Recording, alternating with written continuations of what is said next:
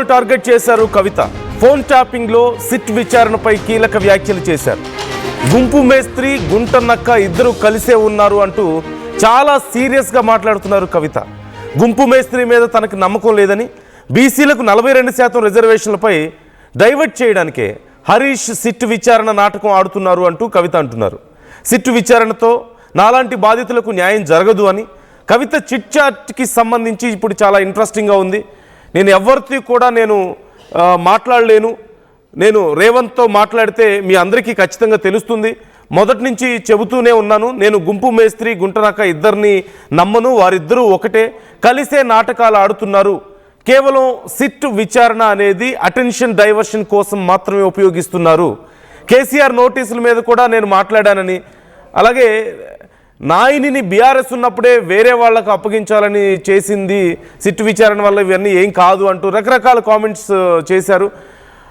ఈ నేపథ్యంలో ఇప్పుడు మరొకసారి కవిత వ్యాఖ్యలు సంచలనంగా మారాయి. అసలు సిట్ విచారణ అంతా బోగస్ అని, ఇదంతా ఒక డ్రామా అంటూ మాట్లాడుతున్నారు. అట్ ది సేమ్ టైం కవిత మాట్లాడుతూ మున్సిపల్ ఎన్నికలకు సంబంధించి కూడా క్లారిటీ ఇచ్చే ప్రయత్నం చేశారు. ఇప్పుడే పూర్తి స్థాయిలో పార్టీ ఎస్టాబ్లిష్మెంట్ ఇంకా జరగలేదు కాబట్టి మేము ఎన్నికలకు వెళ్ళలేమంటూ కూడా చెప్పారు.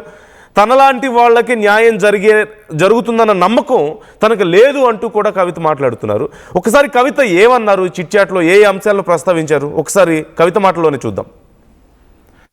నేనేమంటున్నా, బోల్డ్ అని విచారణలు చేసింది ప్రభుత్వం, రిజల్ట్ ఏమొచ్చింది? 1. 2, మున్సిపల్ ఎన్నికల టైంలోనే ఎందుకు విచారణకు పిలుస్తున్నారు?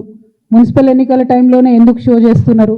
ఇప్పుడు పబ్లిక్ అటెన్షన్ ఎందుకు డైవర్ట్ చేస్తున్నారు? ఎందుకంటే బీసీలు అడగద్దు, 42% మాకు ఎందుకు ఇవ్వాలని అడగద్దు. హైదరాబాద్ మహానగరంలో చాలా నగరాలలో ఎంత రిజర్వేషన్ వచ్చింది? 31% వచ్చింది. కొన్ని చోట్ల 36 వచ్చింది, కొన్ని చోట్ల 37 వచ్చింది. అంటే 42 మాత్రం ఎక్కడా కూడా రాలేదు. ఆ 42 అడగొద్దు అనేటటువంటి ఉద్దేశంతో ఎన్నికలు అనేటటువంటిది మున్సిపల్ కేంద్రాలలో జరుగుతున్నాయి కాబట్టి, మరి ఫోన్ ట్యాపింగ్ అనే విషయం ఎక్కువ పట్టణ ప్రాంతాల్లో ఈజీగా అర్థమవుతుంది కాబట్టి ఆ అడ్వాంటేజ్ తీసుకోవడానికే ఇవాళ విచారణకు పిలిచిరు తప్పితే ఆ విచారణ తుదముడుతుందని కానీ, ఆ విచారణ వల్ల నాలాంటి బాధితులకు న్యాయం జరుగుతుందనే నమ్మకం నాకు కాంగ్రెస్ ప్రభుత్వం మీద, గుంపు మేస్త్రి గారి మీద లేదు. నేను 100% చెప్తున్నా, ఇది గుంపు మేస్త్రి గారు, గుంటనక్క గారు కలిసి బీసీ ప్రజలను మభ్యపెట్టడానికి ఆడుతున్నటువంటి నాటకం. Thank you. జై తెలంగాణ. నేనేమంటున్నా, బోల్డ్ అని విచారణలు చేసింది ప్రభుత్వం, రిజల్ట్ సో గుంపు మేస్త్రి గుంటనక్క ఇద్దరు కలిసి ఆడుతున్న నాటకం అంటూ చాలా హార్ష్గా మాట్లాడుతున్నారు. అట్ ది సేమ్ టైం తనకు న్యాయం జరుగుతుందన్న నమ్మకం కూడా లేదు అని చెప్పి కవిత అంటున్నారు.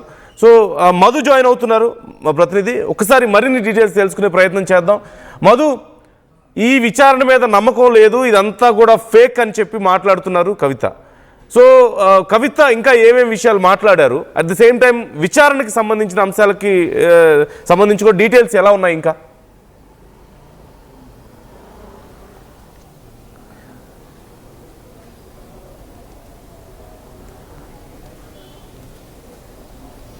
ఎగ్జాక్ట్లీ కొంచెం సెన్సేషన్ కామెంట్ చేశారు జాగృతి ప్రెసిడెంట్ కవిత. గుంటనక్క అంటూ హరీష్ రావుని సంబోధించారు. గుంటనక్క గుంపు మేస్త్రి అంటూ ముఖ్యమంత్రిని ఉద్దేశించి మాట్లాడారు. గుంపు మేస్త్రి గుంటనక్క ఇద్దరు కలిసే ఉన్నారు, మొదటి నుంచి చెప్తా ఉన్నాం. వాళ్ళిద్దరి మధ్యలో అండర్స్టాండింగ్ తోటే ఈరోజు సిట్ నోటీసులు ఇచ్చింది. ఫోన్ ట్యాపింగ్లో హరీష్ రావుని విచారణకు పిలిచింది. అసలు మెయిన్ ఎజెండా బీసీలకు సంబంధించినటువంటి 42% రిజర్వేషన్ అంశాన్ని పక్కదోవ పట్టించాలి అనేటువంటిది. ఇప్పుడు మున్సిపల్ ఎన్నికలు ఉన్నాయి, ఆ చర్చ జరగొద్దు, దాంట్లో భాగంగానే పిలిచారు. బీఆర్ఎస్ కూడా మాట్లాడట్లేదు 42% రిజర్వేషన్ గురించి, బీసీల గురించి ఎక్కడ నోరు విప్పట్లేదు. బీసీల గురించి మాట్లాడుతుంది కేవలం రాష్ట్రంలో ఒక జాగృతి మాత్రమే ఉంది, మొదటి నుంచి నేనే మాట్లాడుతున్నానంటూ కవిత సెన్సేషన్ కామెంట్ చేశారు. అయితే ఫోన్ ట్యాపింగ్ సంబంధించినటువంటి అంశంలో హరీష్ రావుని టైంపాస్ కోసమే పిలిచారు అనేటువంటి ఒక సెన్సేషన్ కామెంట్ చేశారు. ఇంకా కొన్ని కీలకమైనటువంటి వ్యాఖ్యలు చేశారు. ఈ సిట్ అనేటువంటిది హరీష్ రావుని పిలవడం, విచారణ చేయడం అనేటువంటిది కేవలం అటెన్షన్ డైవర్షన్, దాంట్లో భాగంగా చేస్తూ ఉన్నారు. మొదటి నుంచి చెప్తా ఉన్నారు గుంపు మేస్త్రి గుంటనక్క ఇద్దరు కలిసే ఉన్నారంటూ సెన్సేషన్ కామెంట్ చేశారు. దాంతోపాటు ఇంకా కీలకమైనటువంటి పాయింట్ కవిత మెన్షన్ చేశారు. రీసెంట్గా జరుగుతున్నటువంటి ఏదైతే నైని కోల్ బ్లాక్ సింగరేణికి సంబంధించినటువంటి ఓన్ చేసుకున్నటువంటి గనులు ఏవైతే ఉన్నాయో ఆ గనుల విషయంలో మెగా ఇంజనీరింగ్ కృష్ణారెడ్డి కోసం పూర్తి స్థాయిలో రంగం సిద్ధం చేశారు. ఆయనను తప్పించడానికి కాంగ్రెస్ బీఆర్ఎస్ విమర్శలు చేసుకుంటున్నారు. అసలు వీళ్ళిద్దరికీ సంబంధం అసలు మెగా కృష్ణారెడ్డి గురించి మాట్లాడాలి, ఆయనను వదిలేసి ఇద్దరు ఒకరిపైన ఒకరు విమర్శలు చేసుకుంటున్నటువంటి సిచ్యువేషన్ కనిపిస్తుందంటూ కామెంట్ చేస్తారు. తర్వాత ఇంకా కొన్ని కీలక కామెంట్ చేశారు. నేను గతంలో మొదట్లో నేను వినిపించినటువంటి వాయిస్ భౌగోళిక తెలంగాణ వచ్చింది, సామాజిక తెలంగాణ రాలేదు అనేటువంటి కామెంట్ పైన మాట్లాడుతూ పెద్ద వాళ్ళని మాత్రమే కలిసేటువంటి నాయకులు ఈరోజు సర్పంచ్లను కలుస్తున్నారు, సర్పంచ్ల దగ్గరికి వెళ్తున్నారు, సర్పంచ్లను సన్మానం చేస్తూ ఉన్నారంటూ కేటీఆర్ టార్గెట్గా కూడా కవిత ఒక సెన్సేషన్ కామెంట్ చేస్తారు. మొత్తం దాంతోపాటు రీసెంట్గా హైదరాబాద్కి సంబంధించినటువంటి జిహెచ్ఎంసీ ఎక్స్పాన్షన్, 300 సీట్ల పెంపు, కార్పొరేట్కి సంబంధించినటువంటి సీట్లు, ఈ అంశం కాంగ్రెస్ నిర్ణయం కాదు, బీఆర్ఎస్ తీసుకున్నటువంటి నిర్ణయమే. జిహెచ్ఎంసీ అధికారులు అడిగితే వివరాలు చెప్తారు. 300 సీట్లు పెంచాలనేటువంటి నిర్ణయం తీసుకుంది కూడా బీఆర్ఎస్ఏ. గతంలో దాన్ని జస్ట్ కాంగ్రెస్ ఇంప్లిమెంట్ చేస్తూ ఉంది. కాంగ్రెస్ కొత్తగా దీన్ని మూడుగా విభజించే ప్రయత్నం చేస్తూ ఉంది అనేటువంటి ఒక స్టేట్మెంట్ చేశారు. తర్వాత కేసీఆర్ సంబంధించినటువంటి జిల్లాల విషయంలో కూడా ఆమె మాట్లాడారు. 33 జిల్లాలు చేయడం వల్ల జరిగినటువంటి లాభం ఏంటి, నష్టం ఏంటి అనేటువంటి దాంట్లో కూడా జాగృతి లుకింగ్ చేస్తూ ఉంది. ఎక్కడ నష్టం జరుగుతూ ఉంది, ఏ జిల్లాలో నష్టం జరుగుతూ ఉంది, జిల్లాలు 33 జిల్లాలుగా 10 జిల్లాలను 33 జిల్లాలు చేసినటువంటి తర్వాత ఏ జిల్లాలో నష్టం జరుగుతుంది అనేటువంటి ఇప్పటికే 5 నుంచి 6 జిల్లాలను గుర్తించాము. ఎగ్జాంపుల్ ములుగు జిల్లాలో ఇప్పటి వరకు జిల్లాలు అయినప్పటి నుంచి, అంటే బీఆర్ఎస్ ప్రభుత్వం నుంచి కాంగ్రెస్ అధికారంలోకి వచ్చినప్పటి నుంచి ఒక్క ప్రభుత్వ ఉద్యోగం కూడా రాలేదు. అట్లాంటి జిల్లాలను ఐడెంటిఫై చేస్తూ ఉన్నాం. దానివల్ల జరుగుతున్నటువంటి నష్టం, ఒకవేళ ఎగ్జాంపుల్ 5 ప్రభుత్వ ఉద్యోగాలు ఆ జిల్లాలకు కేటాయిస్తే అక్కడ నాన్ లోకల్ కింద 2 ఆంధ్ర వాళ్ళే తీసుకునేటువంటి సిచ్యువేషన్ ఉంది. రీసెంట్గా ఒక కడప సంబంధించినటువంటి ప్రాంతానికి సంబంధించినటువంటి ఒక వ్యక్తికి ఎంపీడీఓ ఉద్యోగం వచ్చింది.